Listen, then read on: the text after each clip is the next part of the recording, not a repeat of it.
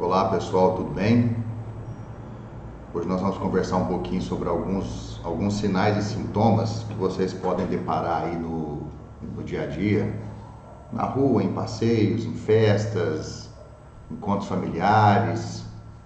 São algumas ocasiões que essas situações acontecem e a ideia nossa é vocês aprenderem o que fazer em termos de um atendimento inicial para ajudar a pessoa que sofre alguma dessas ocasiões e diminuir a chance de ter efeitos secundários maléficos a ela, né? Nós vamos tentar falar aqui de uma forma bem mais tranquila, mais calma e sem grandes conceitos que dependam de conhecimentos que vocês não tenham ainda, como fisiopatologia, tratamentos farmacológicos específicos. Nós vamos evitar isso, mas vocês vão perceber que o entendimento básico e condutas básicas a serem realizadas podem ajudar bastante uma pessoa que sofre uma dessas situações. A primeira que nós vamos ver é a epilepsia e crise convulsiva, né? O que é isso e como que nós vamos tratar um paciente desse no ambiente extra-hospitalar, onde quer que vocês estejam, para evitar danos secundários e ajudá-lo de alguma forma. A crise convulsiva é uma alteração involuntária e repentina nos sentidos, no comportamento, na atividade muscular ou no nível de consciência, que resulta na irritação ou superatividade das células cerebrais. Especificamente, a fisiologia, a patologia, a fisiopatologia de crises convulsivas, os seus diversos tipos que tem, na disciplina de neurologia vocês vão ver com muito mais aprofundamento, certo? Mas aqui são dados gerais, informações gerais de como auxiliar o doente com a crise convulsiva. E a gente precisa ter em mente que a crise convulsiva nem sempre tem perda de consciência. Às vezes o doente tem uma crise convulsiva com um nível de consciência mantido. Pode alterar comportamento ou só o comportamento, pode ser só alteração em atividade muscular, mas isso quer dizer o quê? Tem uma irritação ou superatividade das células cerebrais. Veja bem que essa é uma postura clássica, né, do doente que tem uma crise convulsiva. Ele hiperestende o corpo, mais ali proeminentemente a região cervical, e faz também uma hiperflexão dos membros, né? Essa é aquela imagem clássica que todos veem. Essa não é a única maneira que um doente em crise convulsiva pode aparecer. Essa é a mais conhecida por todos, né? E uma das principais causas das crises convulsivas é a epilepsia. A epilepsia é uma doença que gera crise convulsiva, certo? E ela é um distúrbio cerebral crônico, caracterizado por crises convulsivas recorrentes que não são causadas por problemas agudos, como traumatismo craniano, febre e hipoglicemia. Traumatismo craniano, febre e hipoglicemia são exemplos de doenças que dão crise convulsiva, mas não são epilepsias. Existe uma causa secundária a isso. A crise convulsiva é secundária a um traumatismo craniano, a uma febre ou uma hipoglicemia. E existe a doença epilepsia que também cursa com síndrome convulsiva, com crise convulsiva. E a epilepsia é o termo geral para aproximadamente 20 distúrbios convulsivos diferentes. Quais são as causas de uma crise convulsiva? Pode ser uma causa tóxica, por alergia à droga, uso ou abstinência de algum tipo de droga, seja ela droga lícita ou ilícita, um desequilíbrio químico de origem metabólica, o traumatismo, com o trauma craniano, o vascular com redução do fluxo sanguíneo, infecção por uma inflamação cerebral, meningite, meningoencefalite e febril, que pode acontecer em crianças até 5 anos.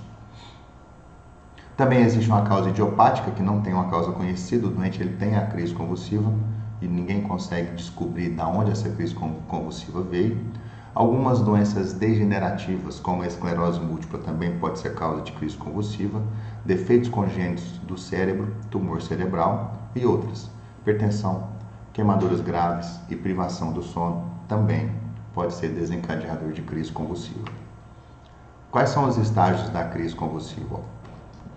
Primeiro, a vítima pode ter uma aura. O que é uma aura? É uma premonição.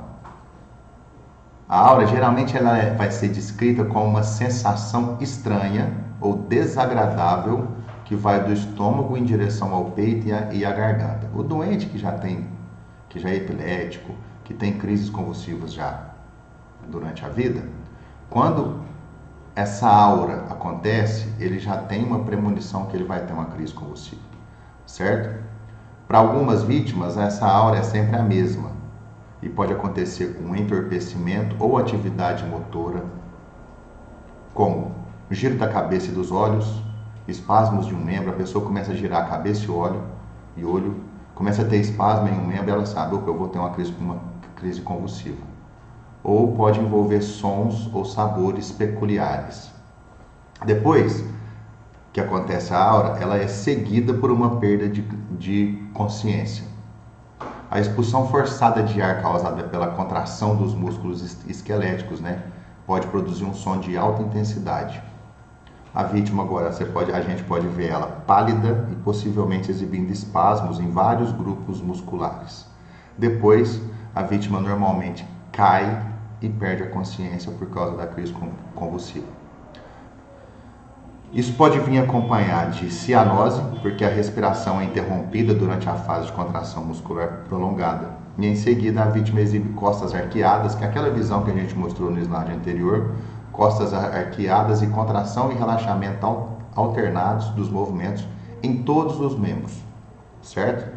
Que esses movimentos são chamados de movimentos clônicos convulsivos.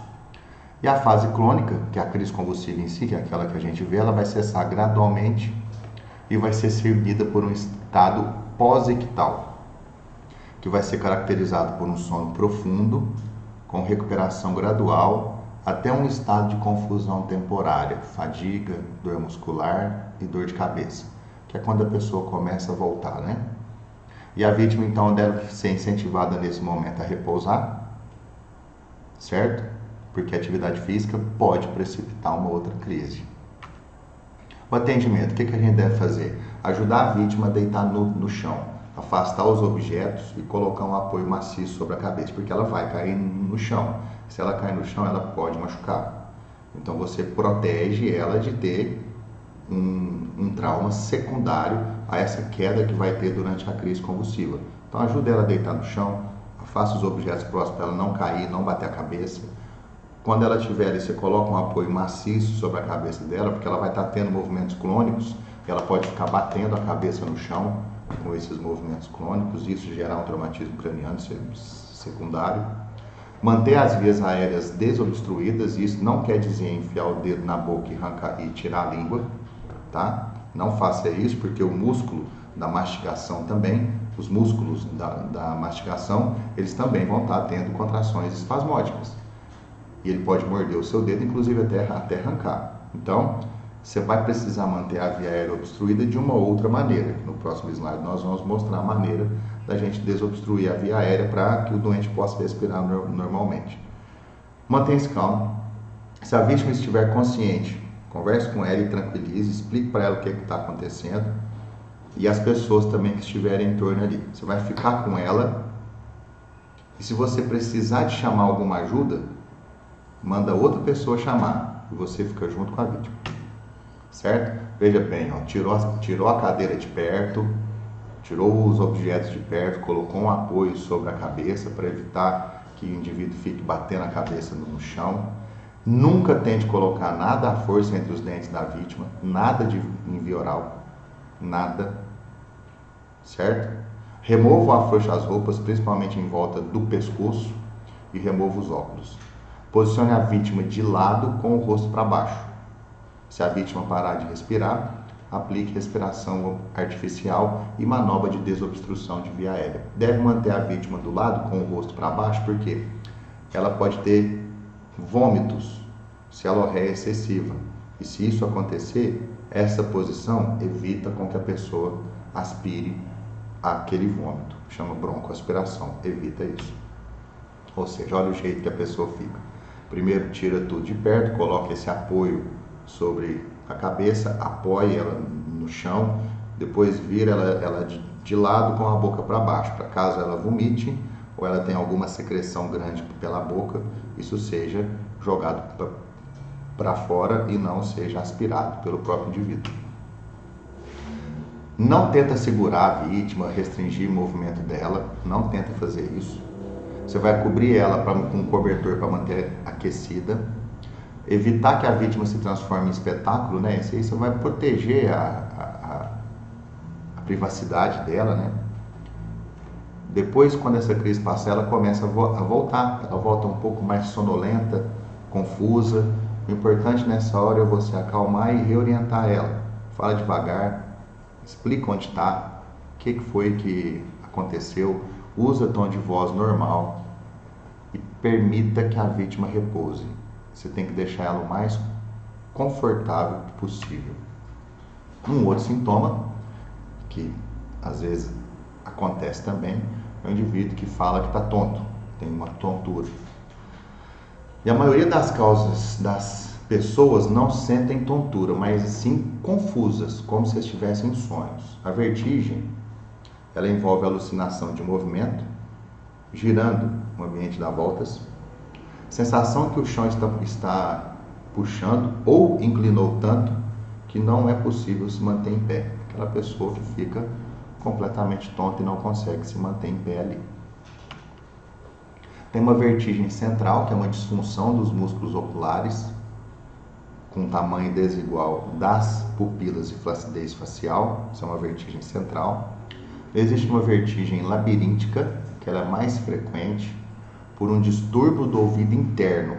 Ela gera náuseas, vômitos, movimentos rápidos e involuntários do globo ocular, sensação de rotação, aquela que o indivíduo está parado, mas está vendo tudo rodar, palidez e umidade da pele e batimentos cardíacos acelerados.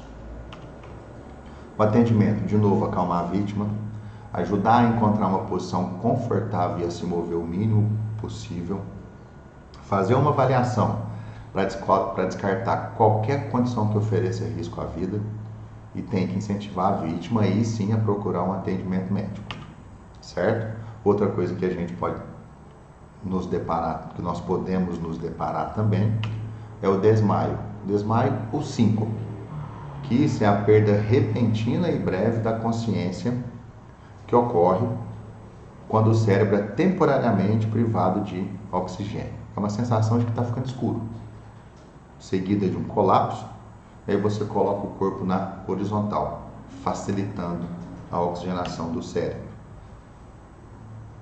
Náuseas, o que pode aparecer? Náuseas, tonturas, fraqueza, tremores, dor abdominal profunda, dor de cabeça latejante. Evita também que a vítima caia, porque ela vai desmaiar, ela vai cair.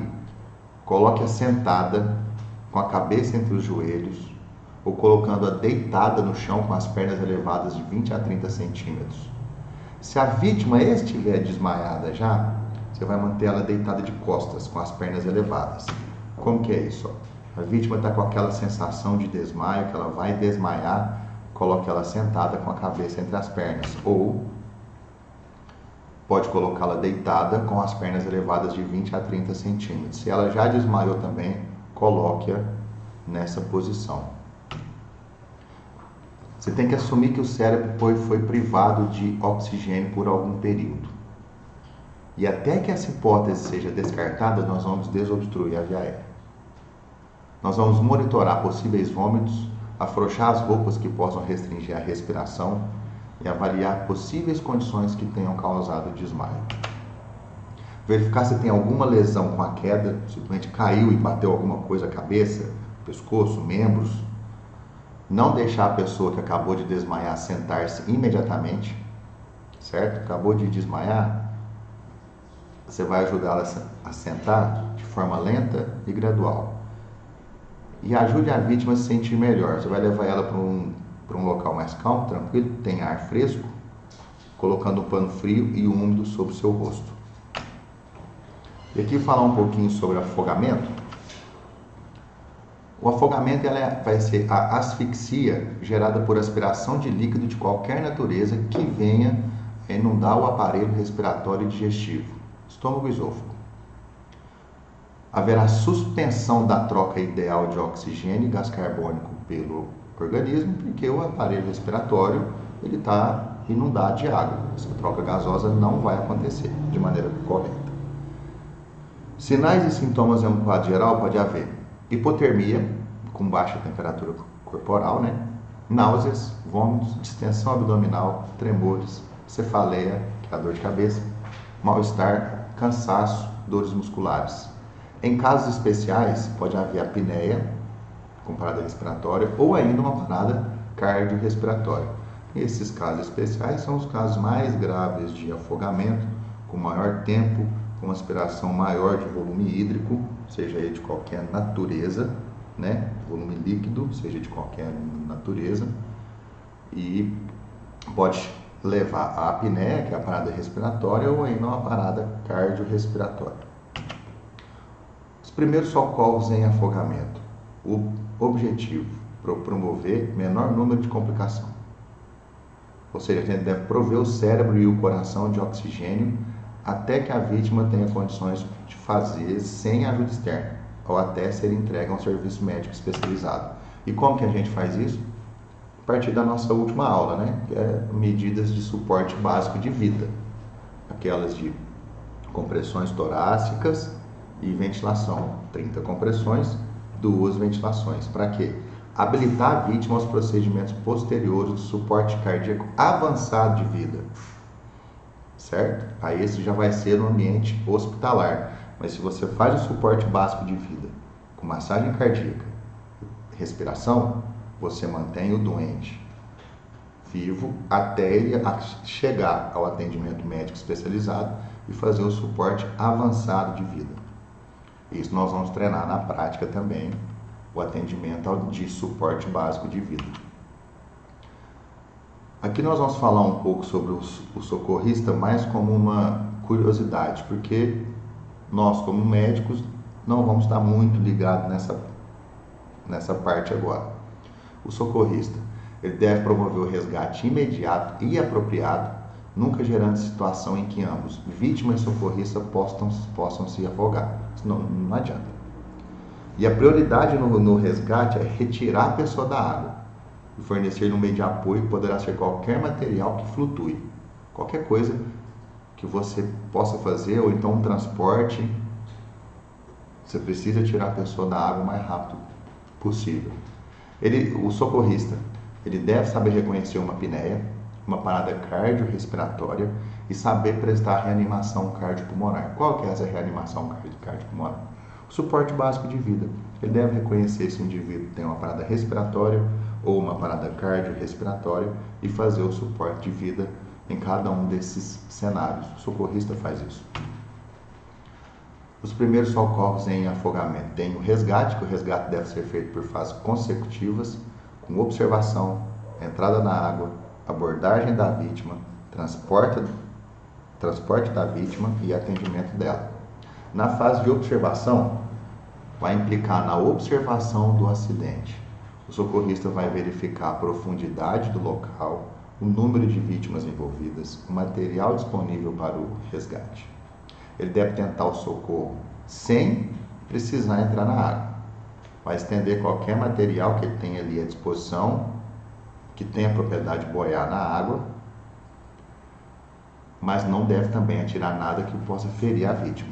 Caso isso não seja possível, ter um material desse que boie, que você possa jogar e trazer a pessoa, tem um treinamento específico para fazer o resgate dela em situação de entrada na água pelo socorrista, que é a fase de entrada na água. Ele tem que ter certeza, ele tem que certificar que aquele doente que está afogando está vendo ele, está visualizando ele.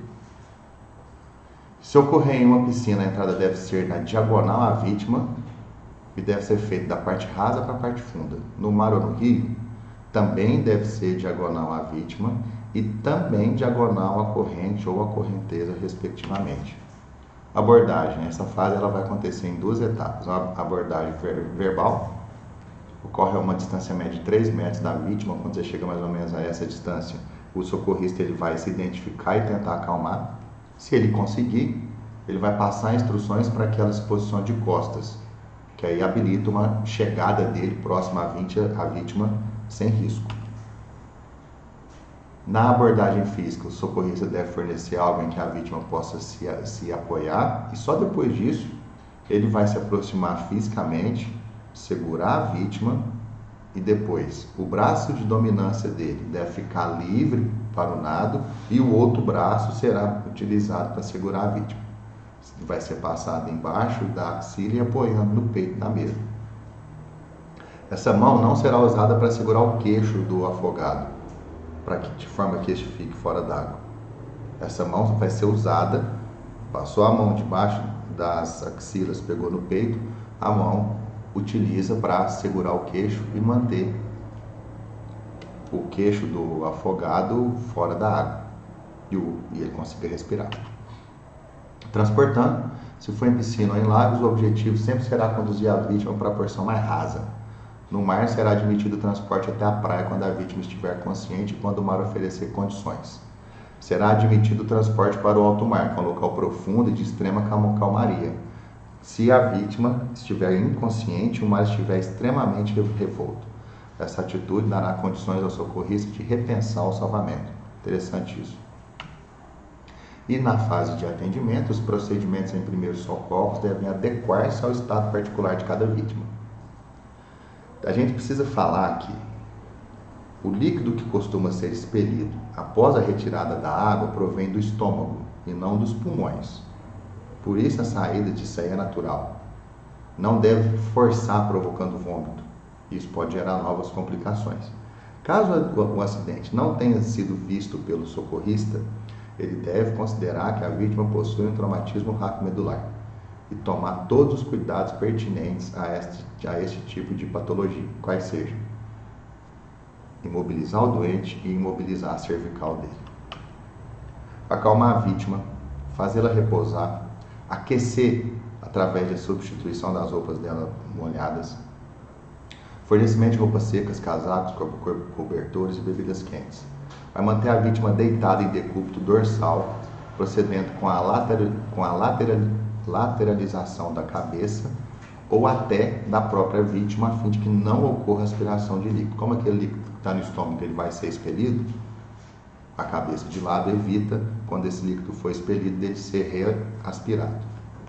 E caso o afogado inconsciente seja deixado sozinho, ele deve ser colocado na posição de recuperação, que mantém o corpo apoiado em posição segura e confortável, além de impedir que a língua bloqueie a garganta e facilite a saída de líquidos.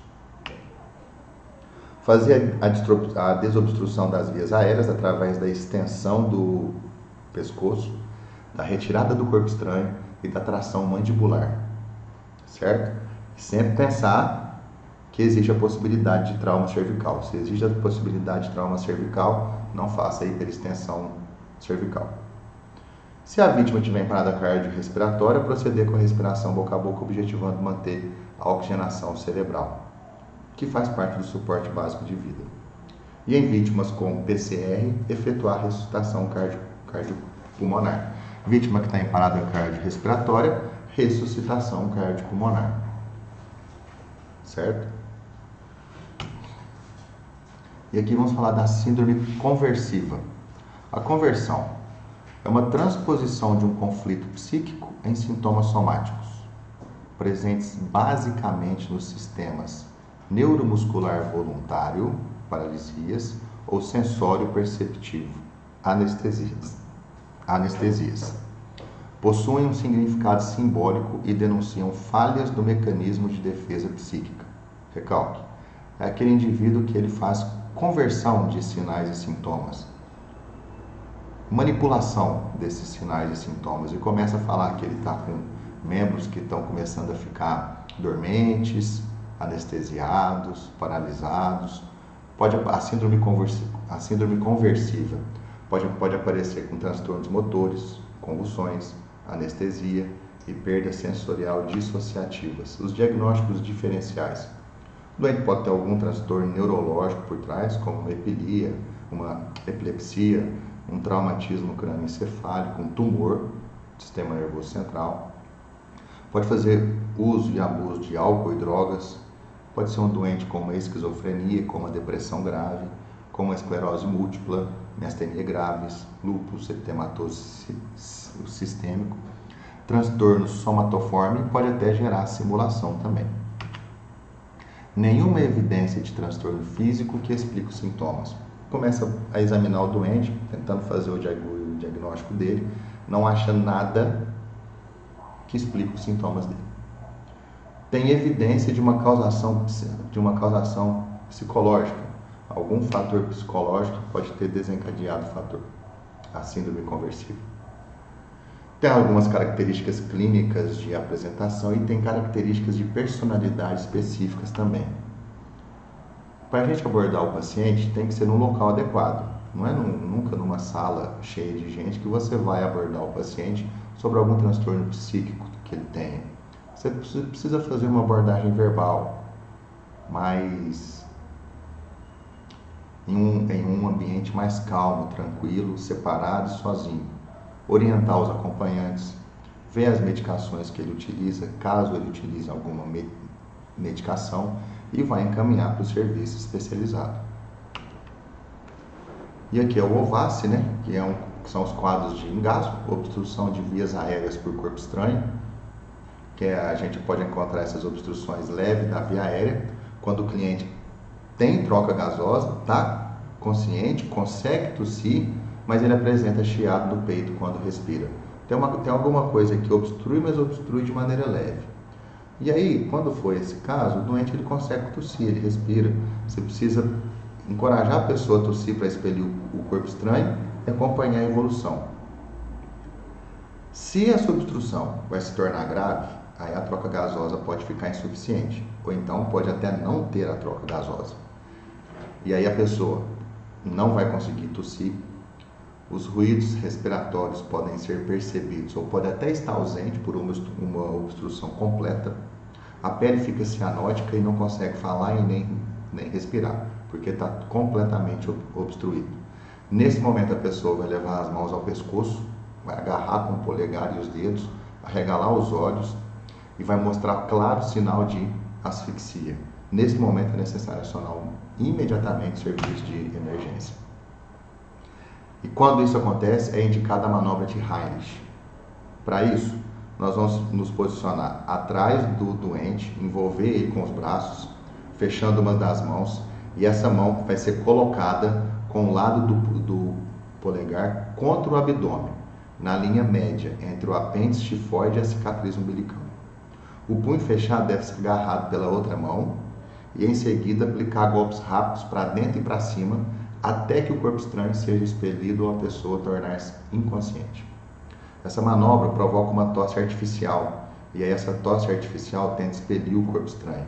Caso a pessoa fique inconsciente, aí nós vamos iniciar o protocolo de suporte básico de vida, né? Ressuscitação cardiopulmonar e parte ventilatória. Esse é o sinal universal do engasgo. E o OVACI em crianças, a gente tem que tomar cuidado, ó, nessa posição que a gente segura o indivíduo. Fica de trás, abraça com as mãos, uma mão de punho fechado, com o polegar na linha média entre o apêndice tifoide e a cicatriz umbilical, a outra mão por cima dessa mão e fazendo movimentos rápidos para trás e para cima, tentando mimetizar uma tosse. A gente tem que tomar cuidado em criança, porque as compressões abdominais podem gerar lesões internas, né, por causa da proximidade dos órgãos. Então, em criança, nem sempre com tanta força. E quando for bebê, a manobra ela é um pouco diferente. Essas manobras que nós estamos falando, gente, todas elas nós vamos treinar na prática, tá? Com a região hipotenar da mão, vai aplicar 5 golpes nas costas do bebê, deixa o bebê de bruço na sua mão e antebraço, com a outra mão, com a região hipotenar. Aplica 5 golpes nas costas, entre as escápulas, e cada golpe deve ter intensidade suficiente para deslocar o corpo estranho, certo? Aplique, depois que fez esses golpes nas costas, nós vamos aplicar 5 compressões torácicas rápidas, vira o bebê agora de frente, ele estava de bruço na mão e no antebraço, vira ele de frente. Vai realizar compressões torácicas rápidas com os 2 dedos, compressões torácicas rápidas abaixo da linha dos mamilos, no mesmo local onde vai se realizar a RCP. Vai aplicar as compressões torácicas com uma frequência de 1 por segundo e a intensidade suficiente para deslocar o corpo estranho. Então, começa com o bebê de bruço na mão e no antebraço, 5 golpes na região interescapular com a região hipotenar.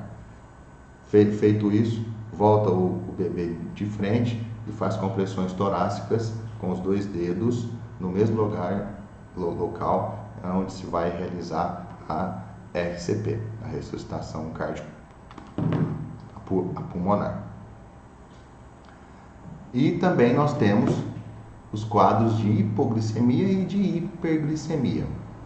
O que é a hipoglicemia? É a queda exagerada do nível de açúcar no sangue, quando ele cai menor do que 70. O que pode causar a hipoglicemia? Não comer o suficiente ou demorar a comer, usar medicações para diabetes em excesso, exercícios físicos em excesso, consumo de bebidas alcoólicas, vômito ou diarreia. O doente que tem uma hipoglicemia, o que ele pode apresentar? Uma fome súbita, a glicose dele está baixa, fraqueza, cansaço, tremores, tontura, sudorese, pele fria, dor de cabeça, mudança de comportamento, desorientação, irritabilidade, pesadelos como hipoglicemia noturna e convulsões. O que nós vamos fazer? Imediatamente dar a esse indivíduo que está com isso algo doce para ele comer. Às vezes até uma colher de açúcar, bombom, dá alguma coisa doce para ele elevar o nível de glicose dele no sangue, certo? Verificar a glicemia utilizando um glicosímetro. Se o nível continuar baixo, ingerir mais açúcar, mais alimento doce, certo? Se a pessoa estiver inconsciente, pega o açúcar e coloca dentro da bochecha e fricciona por fora. Procura um pronto-socorro imediatamente. O que é o oposto da hipoglicemia? É a hiperglicemia, que é o aumento exagerado do nível de açúcar no sangue. Pode ser causada por, é o inverso, né? Comeu demais, comer demasiadamente. Usar medicações em doses insuficientes, fazer pouco exercício físico, tensão emocional, doença aguda ou infecção. O que nós vamos apresentar? O que o indivíduo que está com hiperglicemia pode apresentar? Muita fome. Mas quando ele está com hipoglicemia, ele também tem uma fome súbita. E na hiperglicemia ele vai ter fome súbita? Vai, porque essa glicose está no sangue e não está dentro da célula. Então vai ter muita fome também. Muita sede e garganta seca, porque a glicose no sangue altera a osmolaridade sanguínea. E isso dá muita sede e a garganta fica mais seca. A osmolaridade sanguínea aumenta, a concentração do sangue aumenta.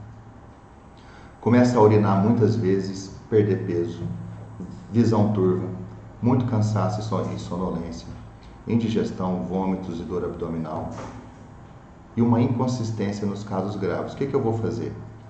Verifica a glicemia usando o glicosímetro. Continua tomando os remédios regularmente, certo? Tem que seguir o programa alimentar e de exercício físico para evitar que a glicemia suba. E também procurar um pronto-socorro de maneira imediata. As disglicemias são alterações no metabolismo da glicose que causa aumento, que é a hiperglicemia, ou diminuição da glicemia sérica, que é a hipoglicemia. O valor normal é de 70 a 90. A hiperglicemia, que é a glicose alta, causas não tóxicas. O paciente que tem diabetes mellitus, alguns outros distúrbios endócrinos, convulsões, estresse com ativação do simpático. As manifestações clínicas na hiperglicemia moderada não causa nada. Maior do que 600 mg por decilitro, o indivíduo passa a ter obnubilação ou coma por hiperosmolaridade sérica. Tem muita glicose no sangue, a osmolaridade sérica aumenta tanto que isso pode gerar uma obnubilação ou coma. A gente precisa fazer o diagnóstico diferencial aqui com hipernatremia, que é o aumento do sódio, hipercalcemia, que é o aumento do cálcio, hipovolemia, que é pouco volume, pouco líquido, por vômitos ou desidratação, e ingestão de álcool. O que é o mais importante aqui? A gente vê que nesses casos de hiperglicemia, o que acontece não é só diminuir a glicose com a insulina, mas é hidratar bastante o doente também. Porque eu não falei que a glicose alta no sangue gera uma osmolaridade sérica mais alta? Se a gente ingere bastante líquido, essa osmolaridade cai. E depois a gente, com a insulina, diminui o nível de glicose. Aqui são as várias insulinas que tem, não compensa a gente falar especificamente cada uma delas, mas são vários tipos para serem utilizados, algumas com início de ação rápida, outras com início de ação mais demorado, umas que duram mais tempo, outras menos, mas de formas variadas, e aí vão ser utilizadas de acordo com a indicação de cada uma. E a hipoglicemia, quais são as causas que tem? Que é a glicose baixa no sangue, que é o aumento da utilização ou diminuição da produção de glicose, aumento da insulina, deficiência dos hormônios contrarreguladores e resposta anormal dos tecidos alvos. Nós vamos falar aqui sobre uma tríade chamada tríade de Whipple, que é quando a glicemia está abaixo de 45, com sinais e sintomas de hipoglicemia. Os sinais adrenérgicos são tremor, fome, sudorese, taquicardia, náuseas e palidez. E os neuroglicopênicos, tontura, cefaleia, distúrbios visuais, convulsões, torpor e coma. E tem o alívio disso tudo após a ingestão de glicose, certo? Então, tendo glicemia baixa, menor que 45, com esses sinais e sintomas, fez o uso de glicose e esses sintomas tiveram alívio, essa é a tríade de Whipple. E de acordo com o nível glicêmico, nós vamos ver os sintomas específicos. Glicemia de 80 diminui a secreção de insulina, quando ela está em 70, aumenta a secreção de glucagon e catecolaminas, que são hormônios, certo? Em nível de 60, aumenta a secreção de GH, que é um hormônio também, menor do que 60, aumenta a secreção de cortisol, que é outro hormônio, aparecem os sintomas adrenérgicos, menor do que 50, sinais de neuroglicopenia, com alteração no eletroencefalograma, e menor do que 30, o doente entra em coma, com dano neurológico permanente e pode chegar até a morte. Certo, gente? Depois nós vamos pegar esses sintomas, essas manobras que a gente aprendeu, a de desobstrução de via aérea, a de suporte básico de vida, ressuscitação cardiopulmonar, manter a via aérea aberta. Nós vamos pegar todas essas manobras, jogar nesses sinais e sintomas e treinar isso na parte prática. Tudo bem? Todos têm os canais de comunicação. Se precisarem alguma dúvida, comentar alguma coisa, tirar alguma dúvida, é só entrar em contato. Um abraço a todos.